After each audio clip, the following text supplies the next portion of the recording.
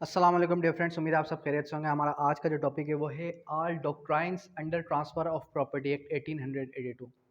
आज के इस लेक्चर के अंदर हमने डिस्कस करना है कि जितनी भी doctrines transfer of property act के अंदर है वो सारी की सारी आज हम डिस्कस करने की कोशिश करेंगे। फर्स्ट ऑफ ऑल, जो डॉक्ट्राइन मोस्ट इंपॉर्टेंट डॉक्ट्राइन है, फर्स्ट डॉक्ट्राइन वो क्या है? वो है doctrine of cypres.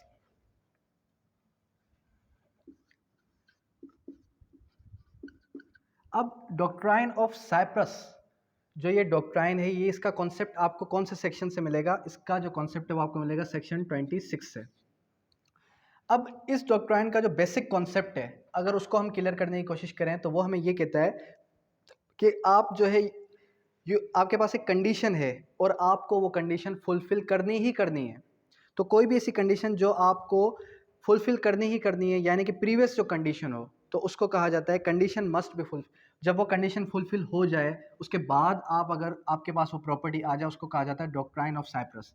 Let suppose कि यहाँ पर ए है और वो बी को कहता है कि आपको मैं ये जो प्रॉपर्टी है ये मैं तब ही दूंगा जब आप एक कंडीशन है एक्स के साथ शादी करेंगे। जब आप वो कंडीशन फुलफिल कर लेंगे तभी वो आपको प्रॉपर्टी ट्रांसफर करता है। तो ये कहती है हमें किसने बताया? ये हमें बताया डॉक्ट्राइन ऑफ साइप्रस ने। उसके बाद नेक्स्ट हमारे पास डॉक्ट्राइन है doctrine of perpetuity.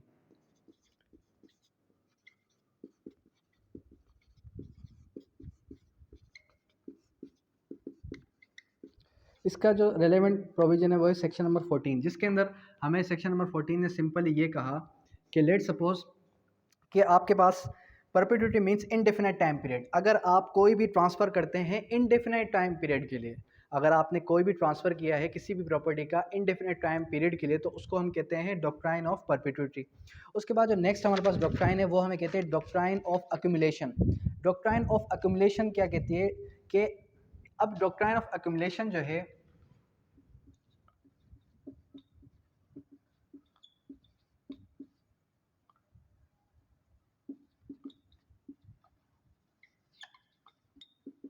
Doctrine of accumulation section number इसका क्या है? 17, और इसकी एक्सेप्शन कहाँ मौजूद है? सेक्शन नंबर 11 के अंदर। डॉक्ट्राइन ऑफ अक्यूमुलेशन ये कहती है कि इनकम फ्रॉम प्रॉपर्टी, अगर कोई भी प्रॉपर्टी किसी प्रॉपर्टी में से इनकम आती है और वो जो है पर्टिकुलर टाइम पीरियड के लिए आप क्या करते हैं? आप कहते हैं कि इस प्रॉपर्टी की जो इनकम है वो मैं हासिल करूँगा। किस तरीके से? कि लेट सपोज ए ने बी को कोई भी प्रॉपर्टी सेल कर दी और ए जो है बी को ये कहता है कि एक इनडेफिनेट टाइम पीरियड के लिए ये इस प्रॉपर्टी से जितना भी एक्सपेंस, जितने भी रेंट आएगा, वो रेंट, उस प्रॉपर्टी की इनकम वो जो है मैं हासिल करूंगा। अब वो इनडेफिनेट टाइम कितना हो सकता है? वो इनडेफिनेट टाइम आपका हो सकता है 18 ईयर्स, मैक्सिमम 18 ईयर्स हो सकता है। या फिर कितना हो सकता है? फॉर लाइफ ऑफ ट्रांसफरर, जब तक वो प्रॉपर्टी ट्रांसफरर को ट्रांसफर ना हो जाए तब तक। उसके बाद है डॉक्ट्राइन ऑफ एक्सलरेशन।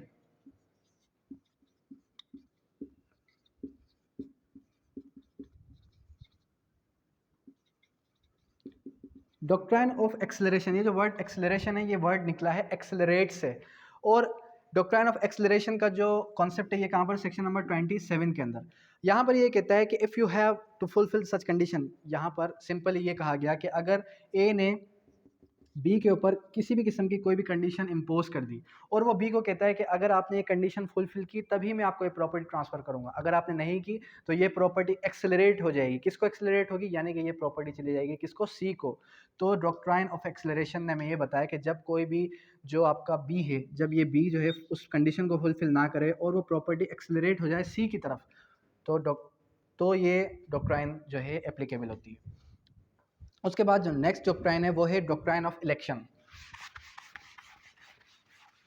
अब जो डॉक्ट्राइन ऑफ इलेक्शन है, डॉक्ट्राइन ऑफ इलेक्शन का कॉन्सेप्ट आपको मिलेगा सेक्शन नंबर 35 से। अब सेक्शन नंबर 35 ने हमें ये क्या कहा? इलेक्शन कि देखें, जब आप कोई भी प्रॉपर्टी परचेज करते हैं या फिर लेट सपोज कि एक आपकी प्रॉपर्टी है और वो प्रॉपर्टी आप जो है किसी को सेल करने जा रहे हैं और उस प्रॉपर्टी से आप जो है कोई भी किसी किस्म का बेनिफिट भी उठा रहे हैं। जब वो प्रॉपर्टी सेल आउट होने जा रही है, सेल आउट होने के बाद आया कि आप उस प्रॉपर्टी के जितने भी आपके फ़ायदे हैं वो छोड़ दें और जो है सेल करने के बाद एक ही बार में वो पेमेंट ले लें।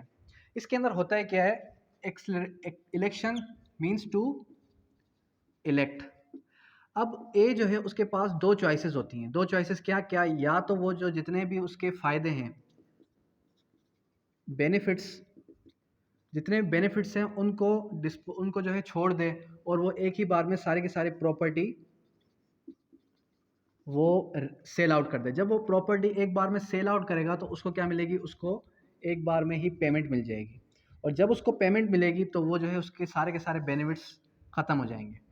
तो उसके ए के पास दो चॉइसेस हैं कि या तो वो इस चॉइस को गेट करे या तो वो इस चॉइस को गेट करे। अब यहाँ पर उसके पास दो चॉइसेस में से वो एक ही को चुन सकता है, चुनाव कर सकता है। तो इलेक्शन कहाँ से वर्ड निकला है, चुनाव से, यानी कि इलेक्ट करना।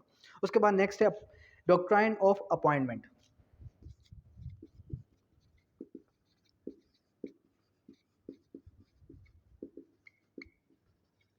अब डॉक्ट्राइन ऑफ अपॉइंटमेंट क्या कहती है, डॉक्ट्राइन ऑफ अपॉइंटमेंट हमें ये कहती है सेक्शन नंबर 36 एंड 37। तो डॉक्ट्राइन ऑफ अपॉइंटमेंट ने ये कहा, when you haven't decided how much of income. मिसाल के तौर पे 13 डेट है और 13 डेट को ए जो है वो बी को क्या कर देता है, प्रॉपर्टी ट्रांसफ़र कर देता है। और प्रॉपर्टी, जिस प्रॉपर्टी की ट्रांसफ़र हो रही है वो उस प्रॉपर्टी का रेंट भी अभी आना है। जब वो प्रॉपर्टी रेंट उसका आएगा तो अब यहाँ पर, अब वो तो ट्रांसफ़र हो चुकी है किसको, बी को। अब बी को जब वो प्रॉपर्टी ट्रांसफ़र हो गई तो क्या उसका जो रेंट है वो ए की तरफ आएगा या बी की तरफ आएगा। तो यहाँ पर हमें ये कहा कि according to time, section number 36 ने हमें ये चीज़ समझाई कि जो डॉक्ट्राइन ऑफ अपॉइंटमेंट है वो ये कहती है कि 15 डेज़ का जो रेंट है वो बी रखे और 15 डेज़ का जो रेंट है वो ए रखे। ये हमें किसने बताया, doctrine of appointment, section number 36 and section number 37। उसके बाद नेक्स्ट जो अपॉइंटमेंट है वो है डॉक्ट्राइन ऑफ प्रायोरिटी। अब जो डॉक्ट्राइन ऑफ प्रायोरिटी है वो क्या कहती है,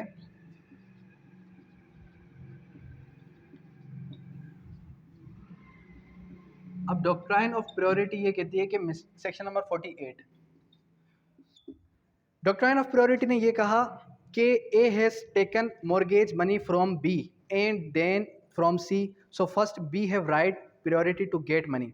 जब ए ने कोई भी प्रॉपर्टी दे दी किसको, बी को और सी को। देखें प्रायोरिटी का मतलब क्या है, किसी को प्रायोरिटी देना। तो यहाँ पर जो चीज़ एप्लीकेबल होती है वो है first come and get first, पहले आइए पहले पाइए। यहाँ पर ये चीज़ एप्लीकेबल होगी कि प्रायोरिटी, जो शख्स पहले आएगा उसको वो चीज़ पहले ही मिलेगी। उसके बाद नेक्स्ट हमारा doctrine of marshalling. Marshalling security के बारे में आपने पढ़ा होगा, डॉक्ट्राइन ऑफ मार्शलिंग। देखें ये जो सेक्शन है सेक्शन नंबर 81 इसके साथ डील करता है और ये मोस्ट इंपॉर्टेंट सेक्शन है। अगर आप ट्रांसफ़र ऑफ प्रॉपर्टी पढ़ते हैं, अगर आपने डॉक्ट्राइन ऑफ इलेक्शन को नहीं समझा तो आपको यूँ समझे कि आपने बहुत ही इंपॉर्टेंट सेक्शन मिस कर दिया है। डॉक्ट्राइन ऑफ मार्शलिंग का या फिर मार्शलिंग सिक्योरिटी का अगर आप प्रोविज़न पढ़ेंगे तो वहाँ पर डायरेक्ट रीडिंग के अंदर आपको एक भी टर्म समझ में नहीं आएगा। तो यहाँ पर मैं आपको इसको थोड़ा मज़ीद क्लेरिफाई कर रहा हूँ, किस तरीके से। मिसाल के तौर पे लेट सपोज़ कि हमारे पास ए है और ए के पास 3 प्रॉपर्टीज़ हैं, ठीक है। अब ए के पास जब 3 प्रॉपर्टीज़ हैं, वो कौन सी प्रॉपर्टीज़ हैं, एक्स, वाई और जेड। ये तीनों क्या हैं, ये तीनों प्रॉपर्टीज़ हैं, ठीक है। अब यहाँ पर जो जेड वाली प्रॉपर्टी ये हो जाती है मॉर्गेज, किसको, ये मॉर्गेज हो जाती है सी को। तो जब आपकी प्रॉपर्टी सी को मॉर्गेज हो गई, सी को मॉर्गेज होने के बाद जो आपका जेड या फिर जो है एक बी है, वो ये कहता है कि मेरे ए की तरफ कुछ पैसे बनते थे, वो पैसे मुझे चाहिए। तो यहाँ पर सी ये कहेगा कि आप फर्स्ट ऑफ ऑल वाई और एक्स यानी कि इन दो प्रॉपर्टीज़ को यूज़ करें, इन दो प्रॉपर्टी को आप ले सकते हैं। क्यों, क्योंकि जेड वाली प्रॉपर्टी के अंदर मेरा खुद का इंटरेस्ट है, यानी कि वो उसने प्रॉपर्टी मुझे मॉर्गेज की हुई है। तो आप फर्स्ट ऑफ ऑल इसको यूज़ करें, उसके बाद इस प्रॉपर्टी की तरफ आएँ। ये हमें किसने बताया, डॉक्ट्राइन ऑफ मार्शलिंग सिक्योरिटीज़। उसके बाद section number 92 subrogation.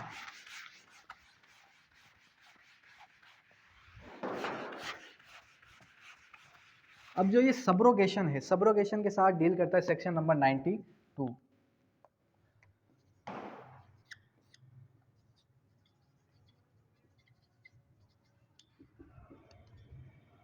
Doctrine of subrogation क्या कहती है, डॉक्ट्राइन ऑफ सबरोगेशन ये कहती है if principal debtor fails to pay fails to pay amount, then surety will pay the half of principal debtor, and then surety person will come in the shoe of another person. किसी और शख्स के जगह पर कोई भी act करना, to come in the shoe of another person. यहाँ पर क्या होता है कि मिसाल के तौर पे जब प्रिंसिपल डेटर अगर वो फुलफिल नहीं करता, वो जो है पे नहीं करता, और उसकी जगह पे जो श्योरिटी होल्डर है वो श्योरिटी होल्डर उसको पे कर देता है हाफ ऑफ द पेमेंट, तो वहाँ पर वो क्या करता है, वो जो है आपका प्रिंसिपल डेटर की जगह पर आकर और जो है उसको पे कर रहा है।